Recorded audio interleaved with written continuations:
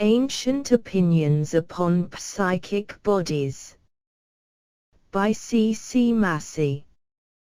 It must be confessed that modern spiritualism falls very short of the ideas formerly suggested by the sublime designation which it has assumed. Chiefly intent upon recognizing and putting forward the phenomenal proofs of a future existence, it concerns itself little with speculations on the distinction between matter and spirit, and rather prides itself on having demolished materialism without the aid of metaphysics. Perhaps a Platonist might say that the recognition of a future existence is consistent with a very practical and even dogmatic materialism, but it is rather to be feared that such a materialism as this would not greatly disturb the spiritual or intellectual repose of our modern phenomenalists *, given the consciousness with its sensibilities safely housed in the psychic body which demonstrably survives the physical carcass, and we are like men saved from shipwreck, who are for the moment thankful and content, not giving thought whether they are landed on a hospitable shore, or on a barren rock, or on an island of cannibals. It is not of course intended that this hand-to-mouth immortality is sufficient for the many thoughtful minds whose activity gives life and progress to the movement, but that it affords the relief which most people feel when in an age of doubt they make the discovery that they are undoubtedly to live again. To the question how are the dead raised up, and with what body do they come, modern spiritualism, with its empirical methods, is not adequate to reply. Yet long before Paul suggested it, it had the attention of the most celebrated schools of philosophy, whose speculations on the subject, however little they may seem to be verified, ought not to be without interest to us, who, after all, are still in the infancy of a spiritualist revival. It would not be necessary to premise, but for the frequency with which the phrase occurs, that the spiritual body is a contradiction in terms. The office of body is to relate spirit to an objective world. By Platonic writers it is usually termed a chema vehicle. It is the medium of action, and also of sensibility. In this philosophy the conception of soul was not simply, as with us, the immaterial subject of consciousness. How warily the interpreter has to tread here, everyone knows who has dipped, even superficially, into the controversies among Platonists themselves. All admit the distinction between the rational and the irrational part or principle, the latter including, first, the sensibility, and secondly, the plastic, or that power which in obedience to its sympathies enables the soul to attach itself to, and to organize into a suitable body those substances of the universe to which it is most congruous. It is more difficult to determine whether Plato or his principal followers, recognized in the rational soul or nous a distinct and separable entity, that which is sometimes discriminated as the spirit. Dr. Henry Moore, no mean authority, repudiates this interpretation. There can be nothing more monstrous, he says, than to make two souls in man, the one sensitive, the other rational, really distinct from one another, and to give the name of astral spirit to the former, when there is in man no astral spirit beside the plastic of the soul itself, which is always inseparable from that which is rational. Nor upon any other account can it be called astral, but as it is liable to that corporeal temperament which proceeds from the stars, or rather from any material causes in general, as not being yet sufficiently united with the divine body, that vehicle of divine virtue or power. So he maintains that the Kabbalistic three souls Nefesh, Ruach, Eskamor originate in a misunderstanding of the true Platonic doctrine, which is that of a threefold vital congruity. These correspond to the 3 degrees of bodily existence, or to the 3 vehicles, the terrestrial, the aerial, and the ethereal. The latter is the orgoids, the luciform vehicle of the purified soul whose irrational part has been brought under complete subjection to the rational. The aerial is that in which the great majority of mankind find themselves at the dissolution of the terrestrial body, and in which the incomplete process of purification has to be undergone during long ages of preparation for the soul's return to its primitive, ethereal state. For it must be remembered that the pre-existence of souls is a distinguishing tenet of this philosophy as of the Kabbalah. The soul has sunk into matter. From its highest original state the revolt of its irrational nature has awakened and developed successively its vital congruities with the regions below, passing, by means of its plastic, first into the aerial and afterwards into the terrestrial condition. Each of these regions teems also with an appropriate population which never passes, like the human soul, from one to the other gods, demos, and animals as to duration. The shortest of all is that of the terrestrial vehicle. In the aerial, the soul may inhabit, as they define, many ages, and in the ethereal, forever. Speaking of the second body, Henry Moore says the soul's astral vehicle is of that tenuity that itself can as easily pass the smallest pores of the body as the light does glass, or the lightning the scabbard of a sword without tearing or scorching of it. And again, I shall make bold to assert that the soul may live in an aerial vehicle as well as in the ethereal, and that there are very few that arrive to that high happiness as to acquire a celestial vehicle immediately upon their quitting the terrestrial one, that heavenly chariot necessarily carrying us in triumph to the greatest happiness the soul of man is capable of, which would arrive to all men indifferently, good or bad, if the parting with this earthly body would suddenly mount us into the heavenly. When by a just nemesis the souls of men that are not heroically virtuous will find themselves restrained within the compass of this colliginous air, as both reason itself suggests, and the Platonists have unanimously determined. Thus also the most thoroughgoing, and probably the most deeply versed in the doctrines of the Master among modern Platonists, Thomas Taylor, Introduction.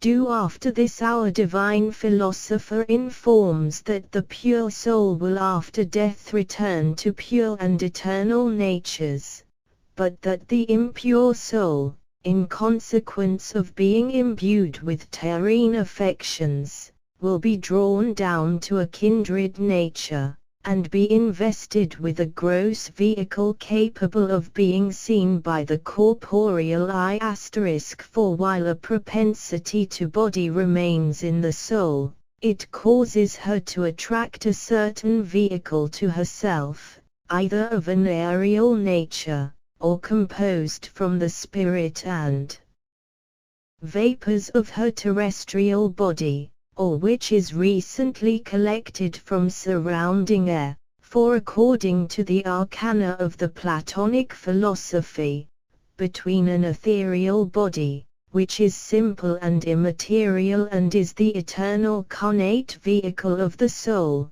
and a terrene body, which is material and composite, and of short duration, there is an aerial body, which is material indeed, but simple and of a more extended duration, and in this body the purified soul dwells for a long time after its exit from hence, till this pneumatic vehicle being dissolved, it is again invested with a composite body, while on the contrary the purified soul immediately ascends into the celestial regions with its ethereal vehicle alone. Always it is the disposition of the soul that determines the quality of its body. However the soul be in itself affected, says Porphyry, translated by Cudworth, so does it always find a body suitable and agreeable to its present disposition, and therefore to the purged soul does naturally accrue a body that comes next to immateriality, that is, an ethereal one. And the same author, the soul is never quite naked of all body, but hath always some body or other joined with it, suitable and agreeable to its present disposition, either a purer or impurer one. But that at its first quitting this gross earthly body, the spirituous body which accompanieth it, as its vehicle, must needs go away fouled and incrassated with the vapors and steams thereof, till the soul afterwards by degrees purging itself, this becometh at length a dry splendor, which hath no misty obscurity nor casteth any shadow. Here it will be seen, we lose sight of the specific difference of the two future vehicles. The ethereal is regarded as a sublimation of the aerial. This, however, is opposed to the general consensus of Plato's commentators. Sometimes the ethereal body, or orgoids, is appropriated to the rational soul, or spirit, which must then be considered as a distinct entity, separable from the lower soul. Philippus, a Christian writer, says that the rational soul, as to its energy, is separable from all body, but the irrational part or life thereof is separable only from this gross body, and not from all body whatsoever, but hath after death a spirituous or airy body, in which it acteth. This I say is a true opinion which shall afterwards be proved by us. The irrational life of the soul hath not all its being in this gross earthly body, but remaineth after the soul's departure out of it, having for its vehicle and subject the spirituous body, which itself is also compounded out of the four elements, but receiveth its denomination from the predominant part, to wit, air, as this gross body of ours is called earthy from what is most predominant therein. Cudworth, Itel. Syst. From the same source we extract the following. Wherefore these ancients say that impure souls after their departure out of this body wander here up and down for a certain space in their spirituous vaporous and airy body, appearing about sepulchres and haunting their former habitation. For which cause there is great reason that we should take care of living well, as also of abstaining from a fouler and grosser diet, these ancients telling us likewise that this spirituous body of ours being fouled and incrassated by evil diet, is apartment to render the soul in this life also more obnoxious to the disturbances of passions. They further add that there is something of the plattal or plastic life, also exercised by the soul, in those spirituous or airy bodies after death, they being nourished too, though not after the same manner, as those gross earthy bodies of ours are here, but by vapors, and that not by parts or organs, but throughout the whole of them, as sponges, they imbibing everywhere those vapors. For which cause they who are wise will in this life also take care of using a thinner and drier diet, that so that spirituous body, which we have also at this present time within our proper body, may not be clogged and decrassed, but attenuated. Over and above which, those ancients made use of cathams, or purgations to the same end and purpose also. For as this earthy body is washed by water, so is that spirituous body cleansed by cathartic vapors, some of these vapors being nutritive, others purgative. Moreover, these ancients further declared concerning this spirituous body that it was not organized, but did the whole of it in every part throughout exercise all functions of sense, the soul hearing, seeing and perceiving all sensibles by it everywhere. For which cause Aristotle himself affirmeth in his Metaphysics that there is properly but one sense and one sensory. He by this one sensory meaneth the spirit, or subtle airy body, in which the sensitive power doth all of it through the whole immediately apprehend all variety of sensibles.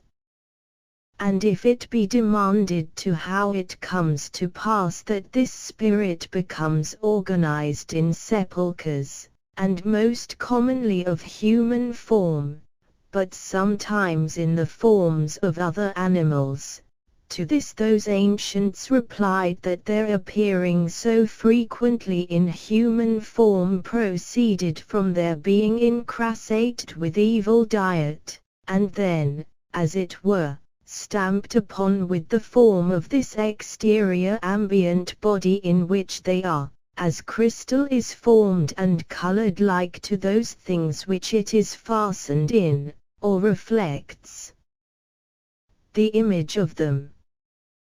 And that their having sometimes other different forms proceedeth from the phantastic power of the soul itself, which can at pleasure transform the spirituous body into any shape. For being airy, when it is condensed and fixed, it becometh visible, and again invisible and vanishing out of sight when it is expanded and rarefied.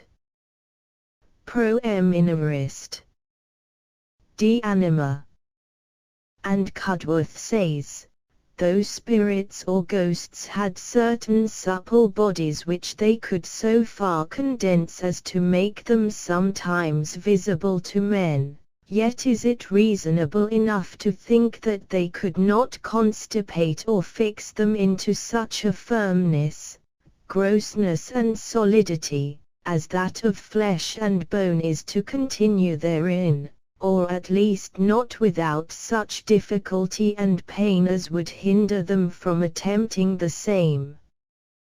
Notwithstanding which, it is not denied that they may possibly sometimes make use of other solid bodies, moving and acting them, as in that famous story of Phlegos, when the body vanished not as other ghosts used to do, but was left a dead carcass behind.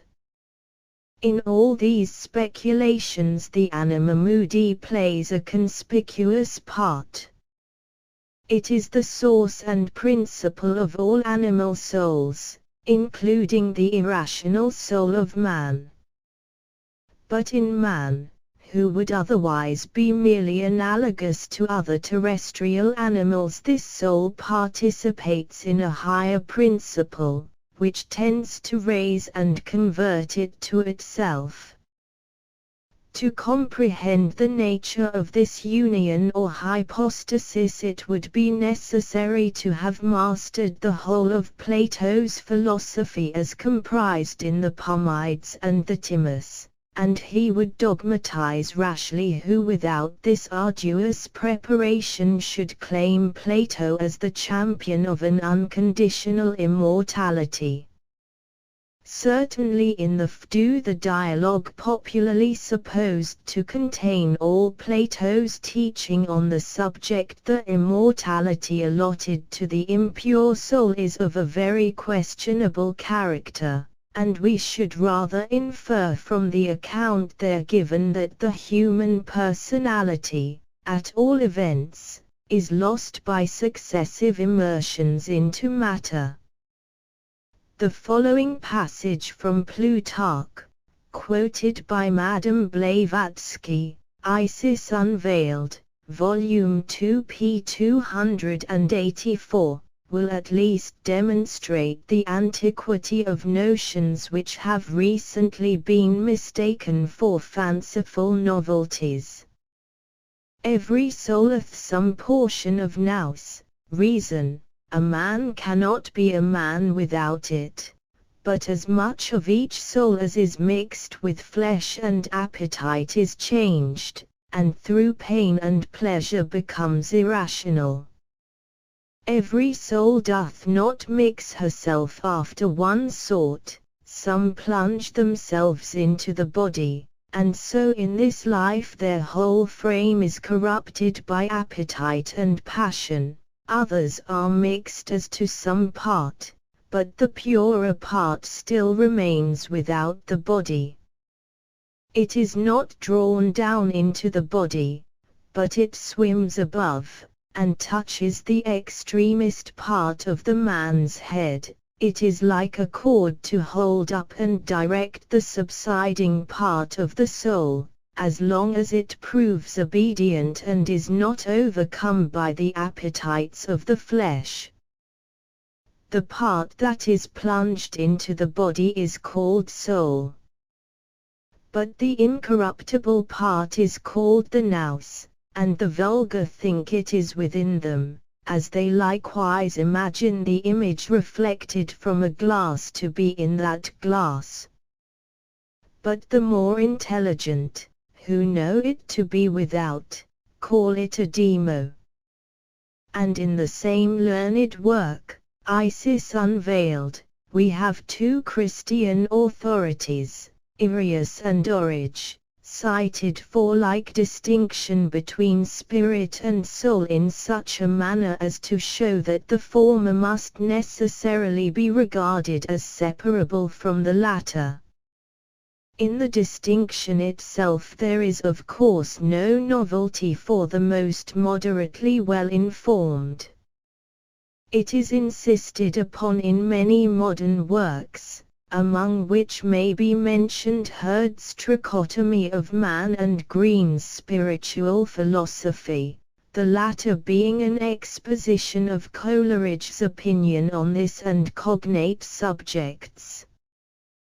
But the difficulty of regarding the two principles as separable in fact as well as in logic arises from the senses, if it is not the illusion of personal identity.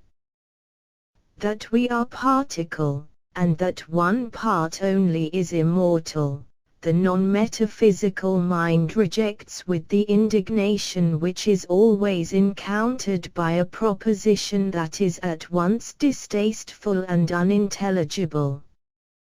Yet perhaps it is not a greater difficulty, if, indeed, it is not the very same, than that hard saying which troubled Nicodemus, and which has been the keynote of the mystical religious consciousness ever since.